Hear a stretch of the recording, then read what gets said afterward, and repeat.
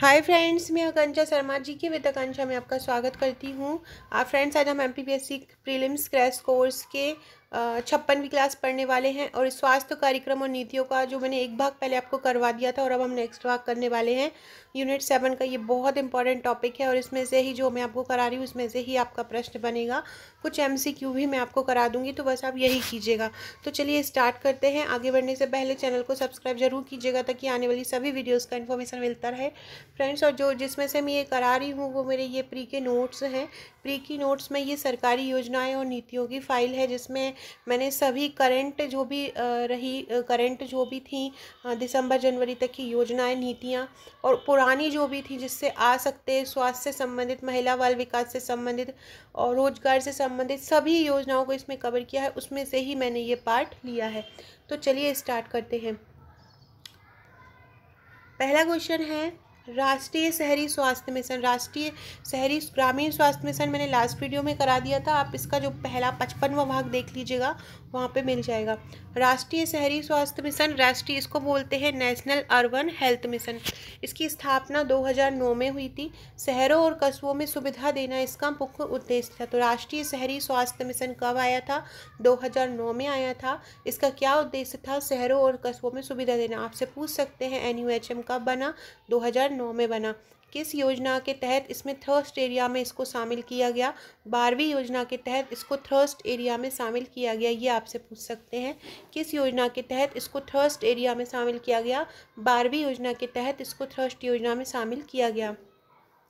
इसने एक प्रावधान दिया कि 50 से 60 हज़ार आबादी पर एक प्राथमिक स्वास्थ्य केंद्र होगा। नॉर्मली 30 हज़ार की आबादी पर होता है, लेकिन इन्होंने बताया एनयूएचएम ने कि 50 से 60 हज़ार आबादी पर एक प्राथमिक स्वास्थ्य केंद्र होगा। तो ये चारों पॉइंट याद रखिएगा। नेक्स्ट क्वेश्चन है राष्ट्रीय स्वास्थ्य बीमा योजना। राष्ट्रीय स्वास्थ्य बीमा योजना जो आई थी वो 1 अप्रैल 2008 में आई थी। कब आई थी राष्ट्रीय स्वास्थ्य बीमा योजना? 1 अप्रैल 2008 में आई थी। इसका प्रथम चरण जो था वो भोपाल और ग्वालियर में था। स्वास्थ्य से संबंधित है तो ये बहुत इंपॉर्टेंट है। इसका क्रियान्वयन कौन करता है? राष्ट्रीय स्वास्थ्य बीमा योजना का श्रम और रोजगार मंत्रालय द्वारा। राष्ट्रीय स्वास्थ्य बीमा योजना का कार्यान्वयन कौन कर रहा है? श्रम और रोजगार मंत्रालय द्वारा किया जाता है। ये भारत के 25 राज्यों में लागू होती है। भारतीय स्वास्थ्य बीमा योजना कितने राज्यों में लागू है? 25 राज्यों में। सूचना प्रौद्योगिकी द्वारा ये संचालित है। राष्ट्रीय स्वास्थ्य बीमा योजना किसके द्वारा संचालित है? सूचना प्रौद्योगिकी द्वारा संचालित है। बीपीएल परिवारों को सरकारी और निजी अस्पताल में कैशलेस इंश्योरेंस सुविधा प्रदान करना इसका उद्देश्य है। क्या है? बीपीएल परिवारों को सरकारी और निजी जो अस्पताल होते हैं वहाँ पे कैशलेस इंश्योरेंस सुविधा ये राष्ट्रीय स्वास्थ्य बीमा योजना प्रदान करती है। तो याद रखिएगा 1 अप्रैल 2008 में आया। प्रथम चरण भोपाल ग्वालियर में। श्रम और रोजगार मंत्रालय द्वारा, सूचना प्रौद्योगिकी द्वारा ये संचालित है। कैशलेस इंश्योरेंस बीपीएल परिवार को मुहैया कराएगा। तो ये आपको याद रख लेना है फ्रेंड्स। ये देखिए आप देख रहे हैं ये 79। तो ये 79 नंबर की योजना, इसी ये सभी योजना मेरी जो मेरी 16 फाइल है प्री के नोट्स की, एमपीपीएससी प्री के नोट्स की। चूँकि एग्ज़ाम अब पास में है, अगर आप प्री के नोट्स लेना चाहते हैं तो ले सकते हैं। जो भी डिस्काउंट होगा वो आपको डिस्काउंट में कर दूंगी। मेरे जो नोट्स है उसमें टू द पॉइंट लिखा हुआ है, ज़्यादा थ्योरी नहीं भरी है। जहाँ पे जो चीज़ की ज़रूरत है वही लिखा गया है। जो इम्पोर्टेंट फैक्ट जहाँ से एग्ज़ाम आना ही है, जहाँ से वो आपके लिए इम्पोर्टेंट है, चाहे आने वाला एमपी हो चाहे ये वाला पी हो, दोनों के लिए ही इम्पोर्टेंट है। तो आप उसको ज़रूर लीजिएगा। इसके साथ हमारे टेस्ट भी ज़रूर लीजिएगा। टेस्ट की जानकारी मैं अभी आगे आपको दे दूँगी। आम आदमी बीमा योजना क्या है? आम आदमी बीमा योजना जो ग्रामीण भूमिहीन परिवारों के लिए 2007 में लागू की गई। आम आदमी बीमा योजना कब आई? 2007 में आई। किसके लिए आई? ग्रामीण भूमिहीन परिवारों के लिए। प्राकृतिक या दुर्घटना के कारण मृत्यु या स्थायी आर्थिक विकलांगता की स्थिति में परिवार को बीमा सुरक्षा देना, क्या उद्देश्य था इसका? प्राकृतिक या दुर्घटना के कारण मृत्यु हो गई हो, स्थायी आर्थिक विकलांगता आ गई हो, तो ये परिवार को बीमा सुरक्षा देता है। भारतीय जीवन बीमा निगम द्वारा इसका आरंभ किया गया। आम आदमी बीमा योजना का आरंभ किसके द्वारा किया गया? भारतीय जीवन बीमा निगम द्वारा किया गया। इसमें व्यक्ति की आयु कितनी है? संबंधित व्यक्ति की आयु 18 से 59 वर्ष इसमें रखी गई है। बीमा प्रीमियम की राशि इसमें 200 रुपये प्रति सदस्य होती है। तो आम आदमी बीमा योजना कब आई? ग्रामीण भूमिहीन परिवारों के लिए आई, 2007 में आई। प्राकृतिक या दुर्घटना के कारण मृत्यु हो जाती है, स्थायी आर्थिक विकलांगता हो जाती है, तो ये परिवार को बीमा सुरक्षा प्रदान करता है। भारतीय जीवन बीमा निगम द्वारा आरंभ होता है। इसमें व्यक्ति की आयु 18 से 59 वर्ष होती है। बीमा प्रीमियम राशि 200 व्यक्ति प्रति सदस्य होती है। अगला क्वेश्चन है अटल बाल मिशन एक्सप्रेस। अटल बाल मिशन एक्सप्रेस 2011 में आया। अटल बाल आरोग्य प्लस पोषण मिशन प्लस महिला बाल विकास, मतलब जो अटल बाल मिशन जो 2011 में आया था, ये 3 संस्थाओं ने मिलकर इसको लागू किया। अटल बाल आरोग्य, पोषण आरोग्य और महिला बाल विकास द्वारा। उद्देश्य इसका क्या है? उद्देश्य है बच्चों को कुपोषण से मुक्ति दिलाना। एम्बुलेंस अटल सेवा, ये इसके मतलब प्रमुख प्रावधान है। तो अटल बाल एक्सप्रेस कब आया? अगस्त 2011 में आया। कौन कौन सी, आपको 3 ऑप्शन दे सकते हैं और नीचे सभी भी लिख सकते हैं। तो आपको ये ध्यान रखना है, अटल बाल मिशन, अटल बाल आरोग्य मिशन प्लस पोषण मिशन प्लस महिला बाल विकास द्वारा जारी है। नेक्स्ट है, ये याद रखिएगा, ये नोट जो दिया है मैंने कि यूनिसेफ अटल आरोग्य मिशन व सबला योजनाओं के क्रियान्वयन में राज्य सरकार की मदद करता है। वेरी वेरी इंपॉर्टेंट फैक्ट, ये आपसे पूछ सकते हैं कि सबला योजना हुई या राज्य आरोग्य मिशन हुआ, इसमें राज्य सरकार की मदद कौन सा संस्थान, कौन सा अंतर्राष्ट्रीय संगठन इनकी हेल्प कर रहा है? तो यूनिसेफ कर रहा है। बच्चों का पूर्ण टीकाकरण इसमें किया जाता है। मध्य प्रदेश में यूनिसेफ कार्यालय भोपाल में है। नेक्स्ट है मध्य प्रदेश जल निगम। मध्य प्रदेश जल निगम की स्थापना 2012 में हुई थी। समूह पाइप जल योजनाओं के क्रियान्वयन में इसका उपयोग किया जाता है, मतलब पाइपलाइन का क्रियान्वयन हो अच्छे से। सीवरेज वाटर के ट्रीटमेंट व निपटारे के उद्देश्य से भी इसका उपयोग होता है। संचालक मंडल में इसके अध्यक्ष होते मुख्यमंत्री होते हैं। तो ये आपको याद रखना है।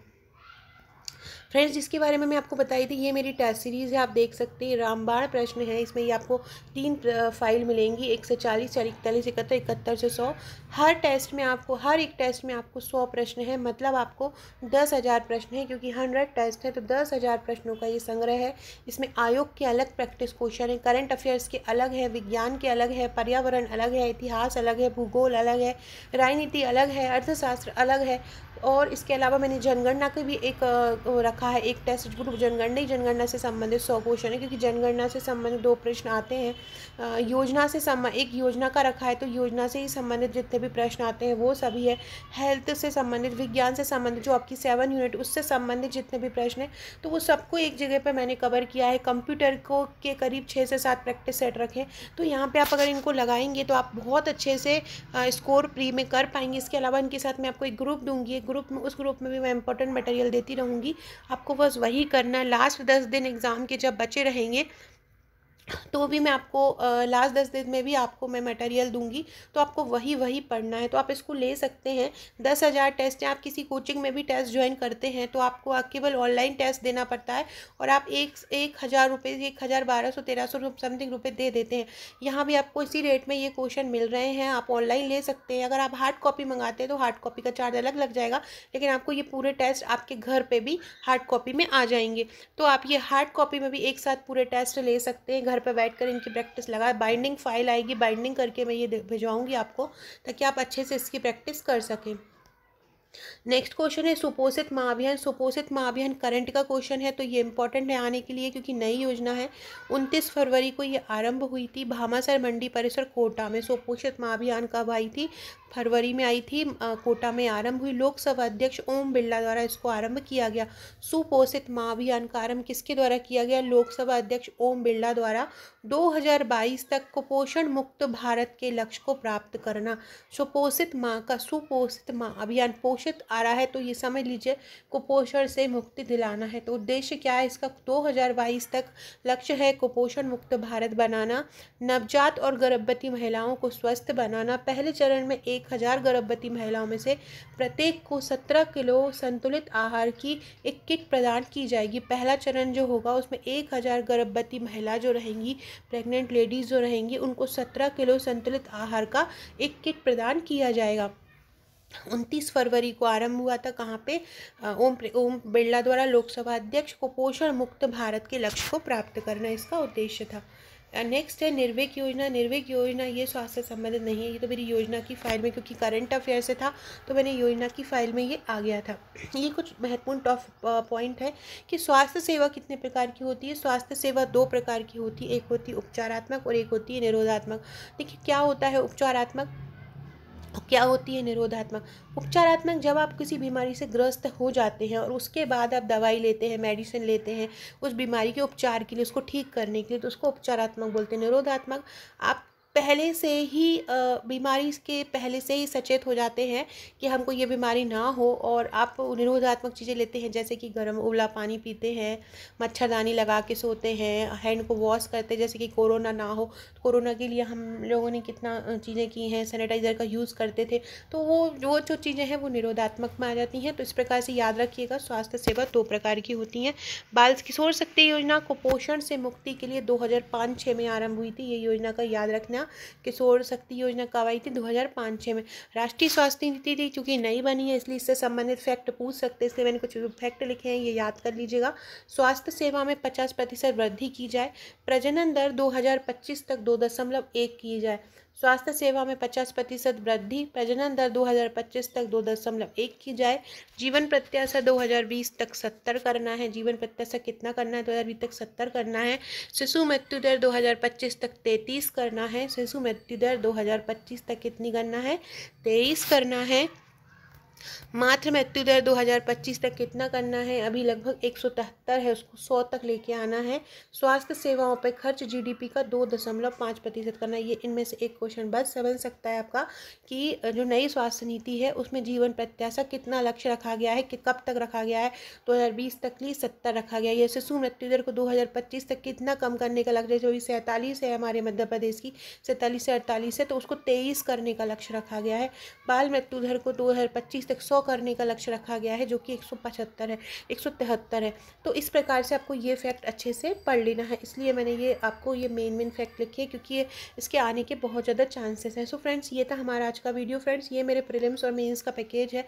इसमें आपको प्रीलिम्स के टेस्ट, मेंस का नोट्स, मेंस के पुराने पेपर सब आपको मिल जाएगा। साथ में आपको हमारे ग्रुप मिल जाएंगे, जो कि आपका जब भी एग्ज़ाम होगा, एग्ज़ाम तक आपकी हेल्प करेंगे। Okay friends, thank you.